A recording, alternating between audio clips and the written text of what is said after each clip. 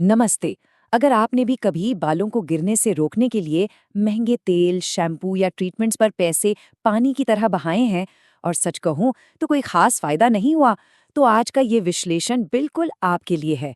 हम इस bio hack resurrection protocol को डिकोड करने वाले हैं और समझने वाले हैं कि आखिर हमारी बॉडी के अंदर चल क्या रहा है। तो सबसे पहला सवाल, ये महंगे हेयर ऑयल और ट्रीटमेंट आखिर फेल क्यों हो जाते हैं? हम अक्सर विज्ञापनों पर भरोसा कर लेते हैं और सोचते हैं कि प्रॉब्लम सिर्फ बालों की सतह पर है, लेकिन सोर्स मटेरियल एक ऐसी सच्चाई सामने रखता है ना, जो सोचने का नजरिया ही पूरी तरह बदल देगी। जरा इस कोट पर ध्यान दीजिए। हम एक मुर्दा जमीन पर फसल उगाने की कोशिश कर रहे हैं, जैसे कंक्रीट पर बीज बोना। बिल्कुल सही बात है ना? सोचिए, अगर आप एकदम सख्त कंक्रीट की सड़क पर दुनिया का सबसे महंगा बीज बो दें और उस पर सोने के भाव वाला सीरम डालें, तो क्या वहां कोई पौधा उगेगा? बिल्कुल नहीं। और यही गलती हम अपने बालों के साथ कर रहे हैं। हम बालों का तो इलाज कर रहे हैं, लेकिन जिस जमीन यानी स्कैल्प से वो निकलते हैं, उसे पूरी तरह इग्नोर कर देते हैं। तो चलिए फटाफट आज का एजेंडा देख लेते हैं। पहला, बालों का बड़ा धोखा। दूसरा, स्कैल्प के बाहरी खतरे। तीसरा, ग्रोथ के आंतरिक दुश्मन। और चौथा, 90 दिन का रेजरेक्शन प्रोटोकॉल। चलिए सीधा पहले पॉइंट से शुरू करते हैं। नंबर 1, बालों का बड़ा धोखा। आपने शायद ध्यान दिया होगा कि गंजे लोगों का सिर अक्सर बहुत चमकता है। हमें लगता है कि वाह कितनी हेल्दी स्किन है या तेल लगा रखा है, लेकिन असल में वो चमक किसी तेल की नहीं बल्कि हड्डी की होती है। इसे स्कैल्प कैल्सिफिकेशन या फाइब्रोसिस कहते हैं। होता यह है कि टेंशन या स्ट्रेस की वजह से हमारी बॉडी अपना बचाव करने के लिए स्कैल्प की स्किन के नीचे कैल्शियम जमा करने लगती है। वो जगह बिल्कुल पत्थर जैसी सख्त हो जाती है, नसें दब जाती हैं और बालों की जड़ों तक ऑक्सीजन पहुंचना एकदम बंद हो जाता है। यानी बाल कमजोर नहीं हो रहे हैं, उनका दम घुट रहा है। तो अब जमीन तो सख्त हो चुकी है, बढ़ते हैं दूसरे हिस्से की तरफ। नंबर 2, स्कैल्प के बाहरी खतरे। इसे सोर्स मटेरियल में शावर ऑफ डेथ कहा गया है। हम जिस खारे पानी यानी हार्ड वाटर से नहाते हैं, वो सिर्फ पानी नहीं है, वो एक तरह का लिक्विड पत्थर है। जब हम उसमें शैम्पू लगाते हैं तो पानी का कैल्शियम शैम्पू के साथ मिलकर एक चिपचिपी परत बना देता है, जिसे स्कम कहते हैं। ये परत बालों पर बिल्कुल सीमेंट की तरह जम जाती है।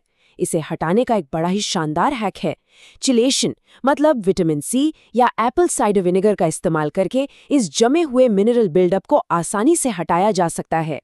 बचपन से सिखाया गया है ना कि बालों को साफ रखने के लिए उन्हें रोज धोना चाहिए। दरअसल ये एक हाइजीन ट्रैप है। कुदरत ने हमारे सिर पर एक नेचुरल तेल दिया है जिसे सीबम कहते हैं, और कुछ अच्छे बैक्टीरिया भी दिए हैं जो हमारी रक्षा करते हैं। जब हम रोज केमिकल वाले शैम्पू से बाल धोते हैं तो स्कैल्प का ये सारा प्रोटेक्टिव कवर छिन जाता है। इससे स्कैल्प बिल्कुल पैनिक में आ जाता है और बचाव के लिए पहले से 2 गुना तेल बनाने लगता है। सच तो ये है कि बाल ज्यादा साफ होने की वजह से झड़ रहे हैं, गंदे होने से नहीं। चलिए अब आते हैं तीसरे हिस्से पर। नंबर 3, ग्रोथ के आंतरिक दुश्मन। बाहरी बातें तो हो गई, अब थोड़ा बॉडी के अंदर झांक कर देखते हैं। हमारी बॉडी के अंदर 3 सबसे बड़े ट्रिगर्स छुपे हैं: इंसुलिन स्पाइक्स यानी चीनी का असर, लीकी गट और कॉर्टिसोल मतलब तनाव। अगर डाइट ठीक नहीं है या स्ट्रेस बहुत ज्यादा है तो हम अंदर ही अंदर अपने बालों को बर्बाद कर रहे हैं। आइए इन्हें एक एक करके समझते हैं। सबसे पहले DHT। जब भी हमारी डाइट में बहुत ज्यादा मीठा या मैदा होता है, बॉडी में इंसुलिन एकदम से शूट अप करता है। ये बढ़ा हुआ इंसुलिन बॉडी को एक सीधा आदेश देता है टेस्टोस्टेरोन को DHT में बदलने का, और ये DHT ही वो मुख्य विलन है जो सीधे बालों की जड़ों पर हमला करके उन्हें सिकोड़ देता है। नतीजा, बाल दिन ब दिन पतले होने लगते हैं। और दूसरा अंदरूनी दुश्मन है तनाव। जब हम बहुत ज्यादा स्ट्रेस में होते हैं तो बॉडी कॉर्टिसोल हार्मोन रिलीज करती है और तुरंत एक सर्वाइवल मोड में चली जाती है। अब बॉडी को लगता है कि भाई जान बचाना ज्यादा जरूरी है, तो उसका पूरा ध्यान दिल और दिमाग पर होता है, बालों पर नहीं।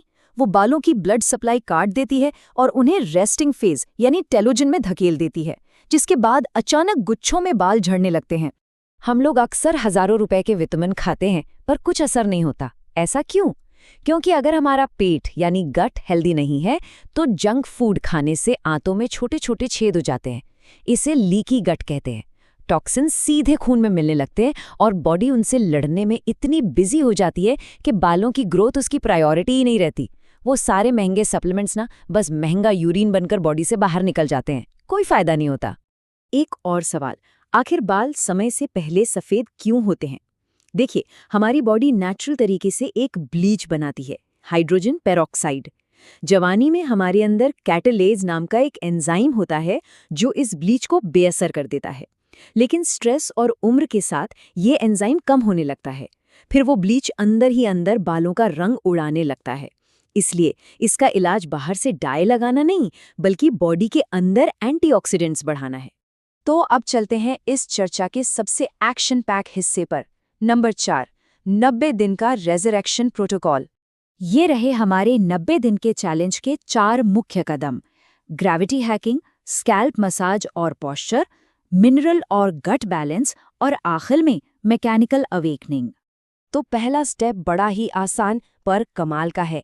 देखिए, दिल के लिए खून को सिर की चोटी तक ग्रेविटी के खिलाफ भेजना सबसे मुश्किल काम है। इसे बाईपास करने के लिए दिन में सिर्फ 4 मिनट के लिए सिर को दिल के लेवल से नीचे लटकाना है, और हाँ, इसके साथ ही स्कैल्प को उंगलियों से पिंच करना है।